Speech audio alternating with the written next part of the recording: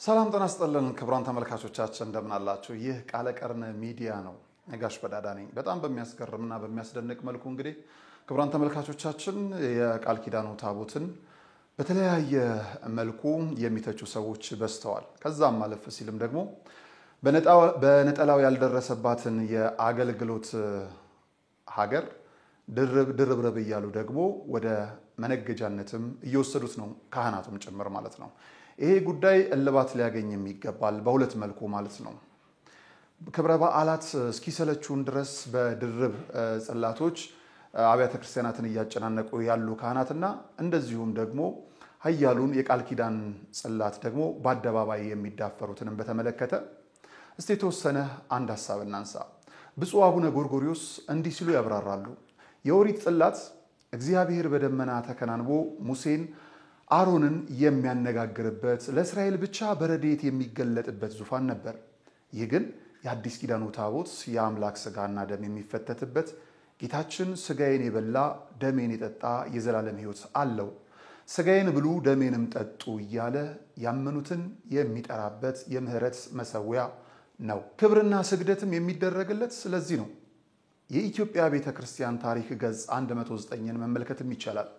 ሌላው አስገራሚ ነገር አቡነ ጎርጎርዮስ በታቦት ስርዓት ከግሪኮች እንደ ሚስዮን ጋር እንደምንመሳሰል ጠቅሰው ሲጽፉ፣ ግሪኮች ደግሞ ስለ አንድ ሚስዮን ሲያብራሩ ከኢትዮጵያ ታቦት ጋር የሚመሳሰል ብለው መጽሐፋቸው ነው። በኢትዮጵያ ቤተ ክርስቲያን ስርዓት መሰረትም በታቦታቱ ሁሉ ላይ የተጻፈው አልፋና ኦሜጋ የሚለው የመድኃኔዓለም ክርስቶስ ስም ነው። ከስሙ ጋር ደግሞ በሁሉም ታቦት ላይም የሚከተለው ጥቅስ በግዕዝም ተጽፏል።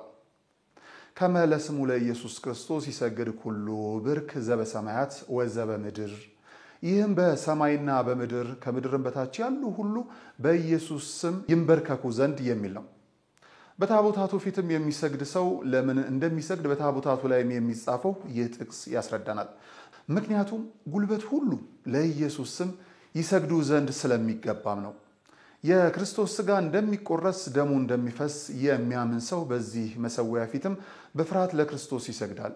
ሥጋ ወደሙም ተራ መሠዊያ ብቻ ነው የሚል ሰው ደግሞ በመሠዊያው ፊትም እንደሚሰግድና መሠዊያውን እንዲያከብርም አንጠብቅም። የኢየሱስ ክርስቶስን ስም በታቦቱ አጽፋ ክብር የምትሰጥ የሐዲስ ኪዳን ቤተ ክርስቲያን ልጆች ስለሆንን እግዚአብሔርን እናመሰግናለን። የታቦቱ ሌላ መጠሪያ የመሠዊያው ታቦት ወይም ታቦተ መሠዊያ የሚል ሲሆንም ቅዱስ ጳውሎስም ለዚህ መሠዊያ መሠዊያ አለን፣ በድንኳኒቱ የሚያገለግሉ ከእርሱ ሊበሉ መብት የላቸውም በማለት ስለ ሐዲስ ኪዳኑ መሠዊያም ይነግረናል። ይህ መሠዊያ በኦሪት ድንኳን የሚያገለግሉ የአሮን ልጆች ከእርሱ ሊበሉ መብት የላቸውም፣ ለእኛ ክርስቲያኖች ብቻ መሠዊያውን ያለውን ሥጋና ደም እንድንበላ የተሰጠን ታቦት መሠዊያ ነው። እነርሱ ቤተ እስራኤል ነቢዩ እንደተናገረው ከእንግዲህ አይሹትም፣ የቃል ኪዳኑን ታቦት ብለውም አይጠሩትም። ለእኛ ለአዲስ ኪዳን ልጆች ግን የተሰጠን የሥጋ ወደሙ ቃል ኪዳን ነውና ዘላለማዊም ነው። የታቦትን የአዲስ ኪዳን አገልግሎት ስንናገር የሚቃወሙ ሰዎችም ከሚያነሱት ተደጋጋሚ ትችት አንዱ ታቦት ያላት የኢትዮጵያ ቤተ ክርስቲያን ብቻ ናት የሚል ነጥሎ የመምታት ጥረትም ነው። በተለይም የግብፅ ቤተ ክርስቲያን በመጥቀስ ግብጾች ታቦት የላቸውም የሚል ንግግርም ይዘወተራል። ለዚህ ጉዳይ እኛ መልስ ከምንሰጥ የራሳቸው የግብፃውያን ምላሽ ብቻ ማስቀመጥም ይቀለናል። ግብፃውያን ከኢትዮጵያ ቤተ ክርስቲያን ታቦት ጋር አቻ የሆኑ ሁለት ንዋያተ ቅድሳት አላት። አንደኛው መሠዊያው ጽላት ሰሌዳ ሲሆን ሁለተኛው ታቦት ነው። ቄስ ታድሮስ ማላቲ የተባሉት የቤተ ክርስቲያኒቱ ዕውቅ ጸሐፊ ስለ መሠዊያው ሰሌዳ አሰራር ሲናገሩ ይህ የመሠዊያ ጽላት አንድ መስቀል ወይም ብዙ መስቀሎች ይሳሉበታል፣ አልፋና ኦሜጋ ተብሎ ይጻፍበታል። ከዚያም መዝሙር 6 አንድ ላይ ያለው መሰረቶቿ የተቀደሱ ተራሮች ናቸው የሚለው የመዝሙረ ዳዊት ቃል ይጻፍበታል ይለናል። ስለ አሰራሩ ሲናገሩም የግብፅ ቤተ ክርስቲያን መሠዊያው ስለሚሰራበት ቄስ የተደነገገ ሕግ የላትም። እስከ 4ኛው ክፍለ ዘመን ስንመለከትም ከእንጨት ብቻ ይሰራ ነበር። ከእብነ በረድና ከድንጋይ ሊቀረጽም ይችላል። ይህንን ካሉ በኋላ እግረ መንገዳቸውን ስለ ኢትዮጵያ ቤተ ክርስቲያን ታቦት መስዋዕት ወይም መሠዊያ ሲናገሩ ከእንጨት የሚሰራ ታቦት መስዋ ወይም ደግሞ እስከ አሁን ድረስ ደግሞ በኢትዮጵያ ቤተ ክርስቲያን አገልግሎት መሰጠቱንም ቀጥሏል። ከመሠዊያው መካከል የሚቀመጥ የእንጨት ሳጥን ሲኖር ይህ በኮፕቲክ ቲቶ ተብሎ የሚሰራ ሲሆንም ትርጉምም መንበር ወይም ዙፋን ማለት ነው። ጽዋው የሚቆምበት በዚህ ላይ ነው። ቅርጹ ክባዊ ሲሆንም 13-25 ግፋቢል ሴንቲሜትር ድረስ ነው። ከላይ በጨርቅም ይሸፍናል። በጥቁርና ነጭ ህብረ ቀለማት ያጌጠ ሲሆንም 4 ስዕላት በዙሪያው ይደረጋል። ስዕላቱ የጌታችን ጸሎተ ሐሙስ ስዕል፣ የእመቤታችን፣ የቅዱስ ሚካኤልና የሚታሰበው ቅዱስ ስዕል ናቸው። ዙፋን ተብሎ የሚጠራው የተሰቀለው ጌታ እንደሚያድርበት በማሰብ ነው። ይህ ስያሜም ከብሉይ ኪዳን ታቦት ጋር የሚመሳሰል ነው። ያ ታቦት እግዚአብሔር ከህዝቡ ጋር የሚያደረገውን ቃል ኪዳን የተጻፈባቸው የሕገ ጽላት ያሉበት ነበር። አሁን ያለው አዲሱ ታቦት ግን እውነተኛውን የክርስቶስ ደም የያዘ ሲሆንም ክርስቶስን ሕግና ነቢያትን ፈጽሞ አዲሱን ኪዳን የሰጠ ነው። ይህ ማብራሪያ ብፁዕ አቡነ ጎርጎርዮስ ስለኛ ቤተ ክርስቲያን ታቦት ከሰጡት ማብራሪያ ጋራም አይለያይም። ይህ እንደ ማሳያ ጠቀስን እንጂ ታቦቱ ዑደት ባለማድረጉና በስርዓቱ ይለያያል እንጂ በኢትዮጵያ ቤተ ክርስቲያን ለስጋ ወደሙ መሰዊያ ነው ብላ ከምታከብረው ታቦት ጋራም በክብና በአገልግሎት አቻ የሆኑ በቅባ ሜሮን የሚከብሩና በመንበር የሚቀመጡ ንዋያተ ቅድሳት በሁሉም አብያተ ክርስቲያናት እንዳሉ እሙን ነው ማለት ነው። ባለንበት ዘመንም ከስጋ ወደሙ በእውነተኝነት ከማያምኑ ሰዎች ጋራ ስለ መሰዊያው አስፈላጊነት መከራከር ብዙ ጊዜ ሲባክንም ይታያል። ኢየሱስ ክርስቶስ ስም የተጻፈበት ታቦት ወይም ጣዖት ነው የሚሉ ክርስቲያኖችን እያየንም በዚህ ጊዜ እየተደነቅን ነው። ጉልበት ሁሉ ለኢየሱስ ክርስቶስ ስም ይንበርከክ ተብሎ የተጻፈበት ጣዖት እንዴት ይኖራል? አልፋና ኦሜጋ የሚል ጣዖት አለንስ?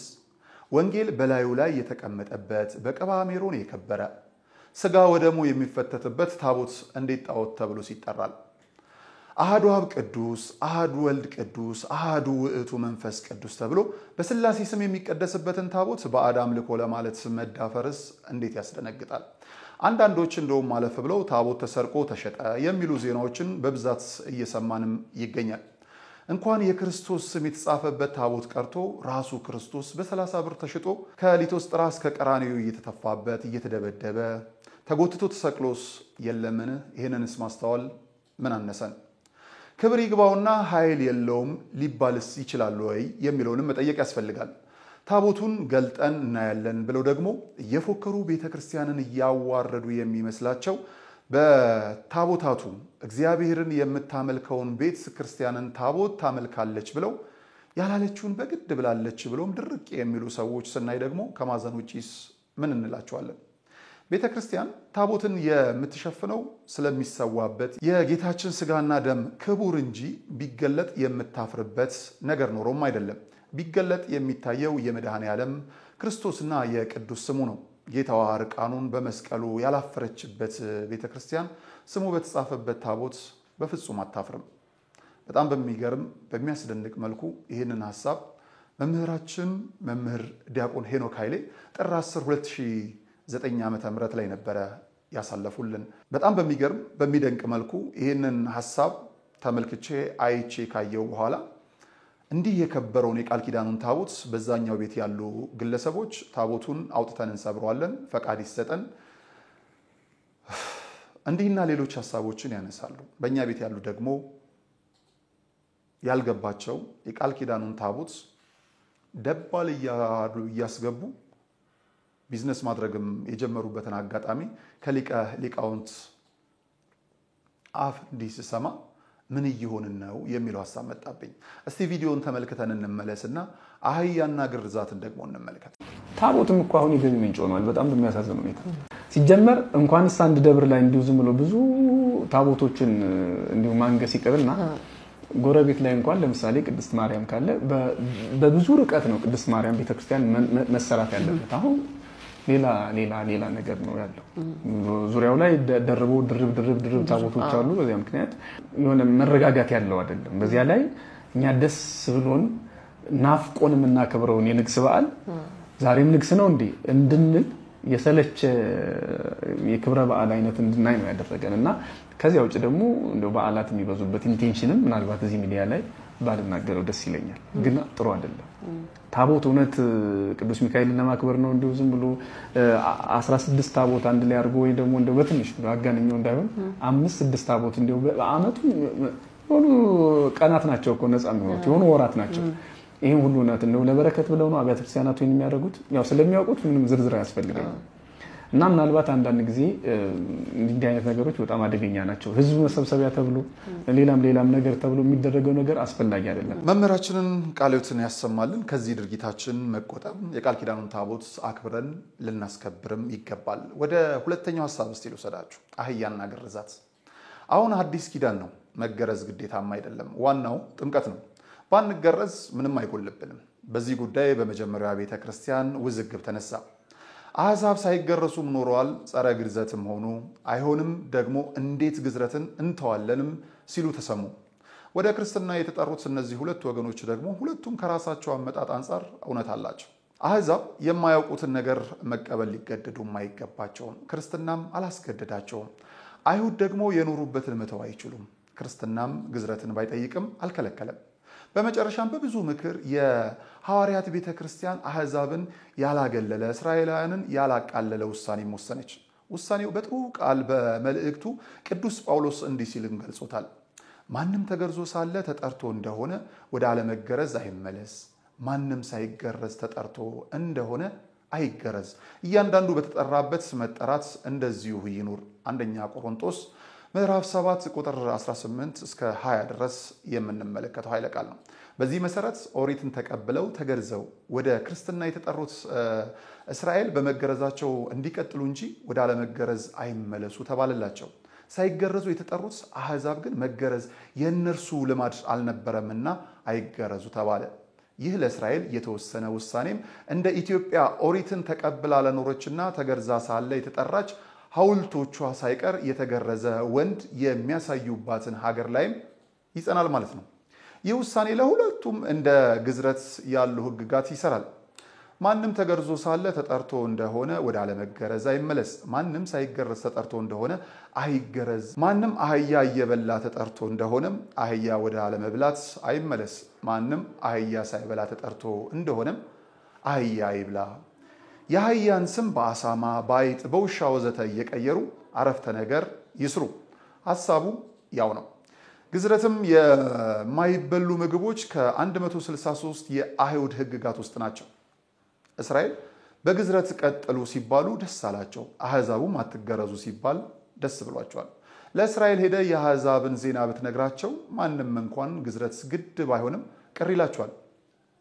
የአህያ መበላት ዜናም እንግዲህ የሚያስደስተው የአህያን እንዴት ልንተው እንችላለን ብለው ለተጨነቁ አሕዛብ ብቻ እንጂ ለኛ ሆድ የሚበጠብጥ ዜና እንደሆነ እሙን ነው። ከዚያ ውጪ እንደ ክርስቲያን ብሉ ብለን ልንሰብከው የሚገባን የህይወት እንጀራ ቢኖር ስጋው ደሙ ብቻ ነው። እያንዳንዱ በተጠራበት መጠራትም ይኖር።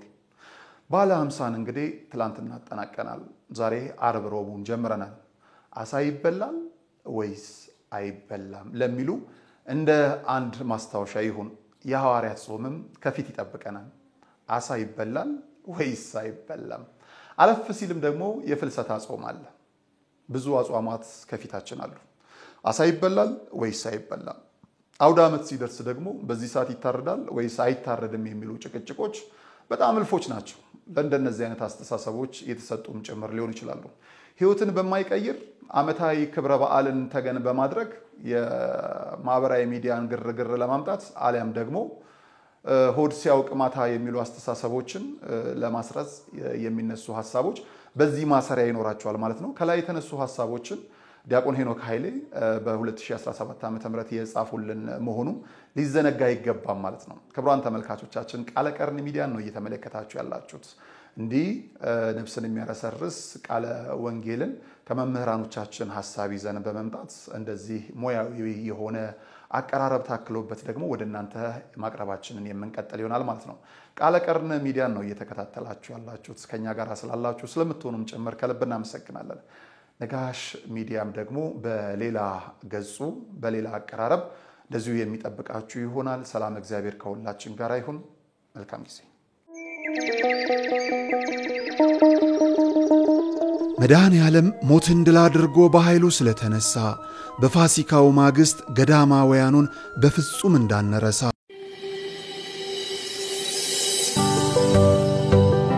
ከዲኤምሲ ቤት ለመግዛት ዛሬ ከነገ እያላችሁ የትላንት ዕድላችሁን ያልተጠቀማችሁ ሁሉ ታላቅ የምስራች አለን። አዎ ምስር ብሉ ለምትሉን ሁሉ የመጨረሻው ብሎክ ለሽያጭ ቀርቧል። ከብሎኮች ሁሉ ፊት ለፊት የከተማና ሂልሳይድ እይታ ያለውን ብሎክ ከባለ 1 እስከ ባለ 4 ክፍል መኝታ ቤቶችን በማይታመን ዋጋ ስናቀርብላችሁ ታላቅ ደስታ ይሰማናል። በካሬ 78000 ብር ጀምሮ የ8% ቅድመ ክፍያና 60% የባንክ አማራጭ ተመቻችቷል። ዲኤምሲ ሪል ስቴት። አዎ አሁን ለነቃ ጊዜው አልረፈደም። ለቡ መብራት ኃይል የሚገኙትን ሳይቶች ከጎበኙ በኋላ ያለ ጥርጥር ደስታዬ እዚህ ይጀምራል ብለው ይቀራሉ። ለበለጠ መረጃ ከታች ባስቀመጥናቸው ስልክ ቁጥሮች ይደውሉ። እርግጥ ነው ደስታው እዚህ ይጀምራል። ያለውን ብሎክ ከባለ 1 እስከ ባለ 4 ክፍል መኝታ ቤቶችን በማይታመን ዋጋ ስናቀርብላችሁ ታላቅ ደስታ ይሰማናል። በካሬ 78000 ብር ጀምሮ የ8% ቅድመ ክፍያና 60% የባንክ አማራጭ ተመቻችቷል። ዲኤምሲ ሪል ስቴት። አዎ አሁን ለነቃ ጊዜው አልረፈደም።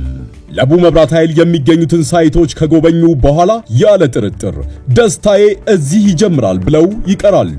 ለበለጠ መረጃ ከታች ባስቀመጥናቸው ስልክ ቁጥሮች ይደውሉ። እርግጥ ነው ደስታው እዚህ ይጀምራል።